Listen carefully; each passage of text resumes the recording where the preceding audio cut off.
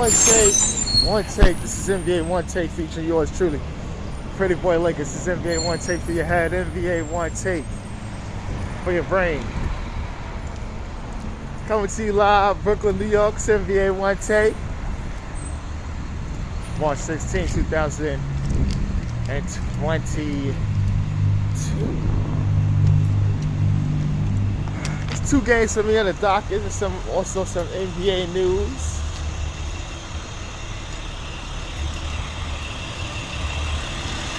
Kyrie Irving.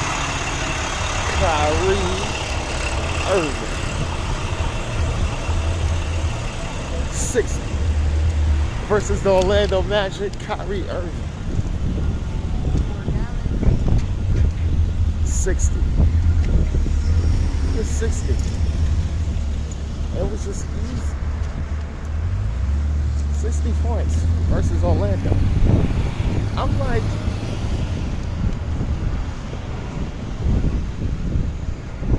he's the man.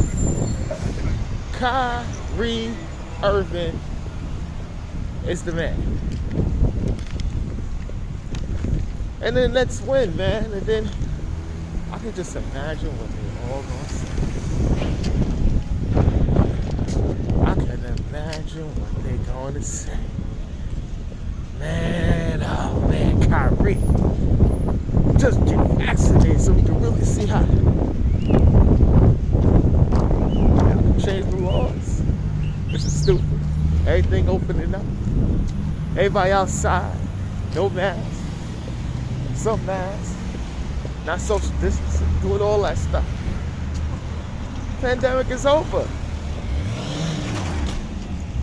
Everything else is what it is. Let them play.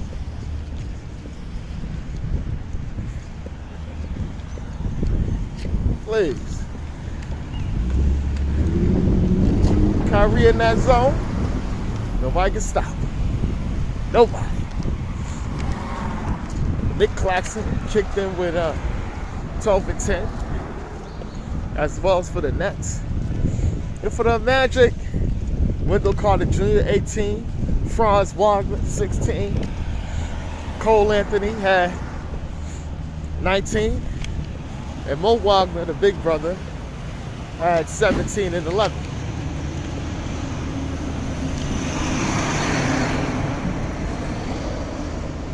Man, the Nets, they're going to be scary.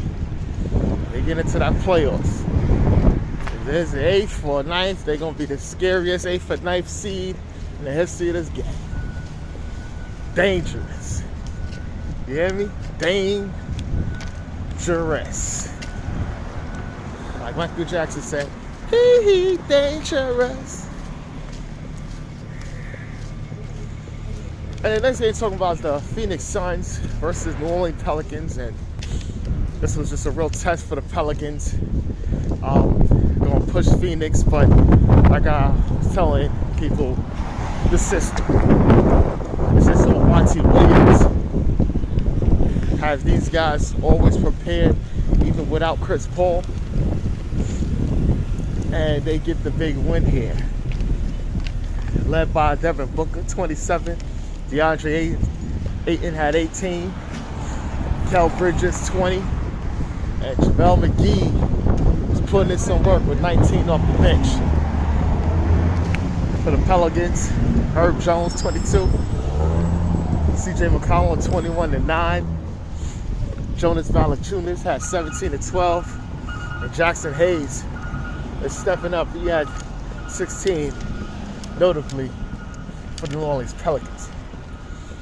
System of the Suns, man, they're always going to get it done. That's the Suns. Always in a position to get it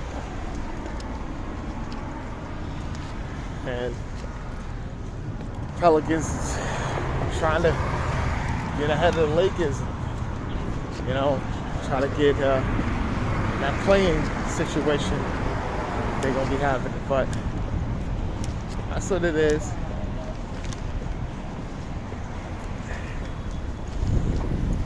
Okay, NBA news. I should have reported these earlier, but talk about a little bit. Congrats to my guy, Kevin Garnett. He gets his number 5 jersey retired in Boston. Played there six seasons. And changed the culture there. It's a good thing. It was also great that Ray Allen was in attendance. They gave a hug with Paul Pierce hugging him too. That was a big 3 in Boston, and no matter how I feel about how all that came together, my feeling of the Celtics, Garnett is the man, and he changed the culture. He came in just revving up the intensity, and that's how he is. He's an intense dude. So many stories. Brian Scalabrine was sitting down talking to him. His stories. So many damn stories, man. So many stories. Doc had to kick him out. Practice was going crazy. He's too intense. Messed up his knee. He on the sidelines. He wanted to play, getting on the court. They're trying to calm him down. It's KG, man. It's the big ticket. And they won the championship in 2008, beating my Lakers. And he took Pau Gasol's heart. Said he don't got no heart. That was it for me, because I was like, they gonna make Kobe work for every damn basket. Because of the mind games Kevin Garnett had, and that team was mentally prepared to die for that title.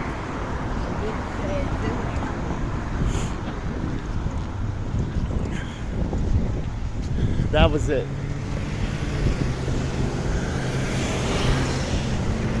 They said they was literally going to die to have that time.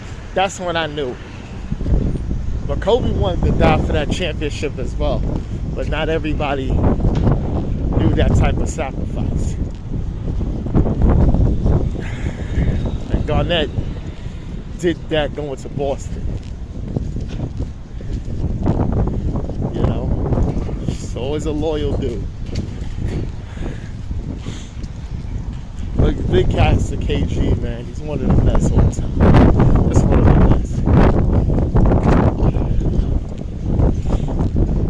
Okay, and the next thing I have to talk about is Greg Popovich becoming all-time wins leader. A few nights ago, he captured that passing Don Nelson all-time. What I gotta say about Greg Popovich? 5 championships. Countless conference finals, and just being the staple for so many decades, closer to just 2 decades of being legitimately the greatest team overall for 20 plus years.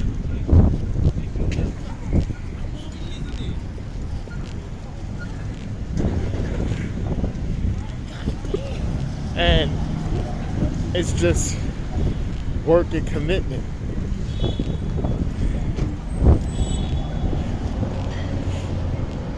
And be able to do so many things. Greg Popovich, I can't say no more. I think, people talk about who's the greatest coach. It's tough for me because I have a lot. I have a few. Let's talk about NBA head coach, right? Because I have to do the totality of everything. I can't put Popovich there to say he's the greatest, because it's one thing to coach in a small market and not have it. But there's also another thing when you coaching in a big market team and that expectation is very, very high on you as a coach, and you have to answer to media more often than anything. So if you're asking me, could Greg Popovich have done well with the Lakers, done well with the Knicks, done well with the Celtics and the Bulls? I don't know, because the way he is would have really annoyed them. So it's tough, like, to say, is Pop the greatest? It's tough to say, But like I said, I have, to me, my greatest head coaches. I gotta have Red Auerbach. I got Pat Riley. Got Phil Jackson. And I got Pop.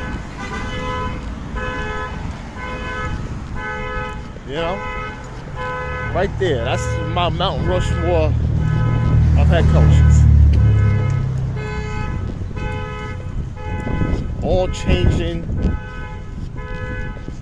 All four of them changing the way how you coach NBA basketball. So that's it. But yeah, congrats to Popovich. He's the best, man. He's just one of the best. He's a funny dude. Just always remember playing in Central Park. Sometimes we see him and then, we rep it up a little bit. I'm starting, I start to fade away, shooting and going there, show him this, going up the dunk it and all this other stuff. He's watching, he's laughing at us and everything like that. And we telling him, like, look, I know my job. I can just always give it to Tim, man. I can hit the open jumper for you. Come on, Pop, give me a job. But congrats to Pop. This is NBA Onetake, Pretty Boy Laker, and I'm out.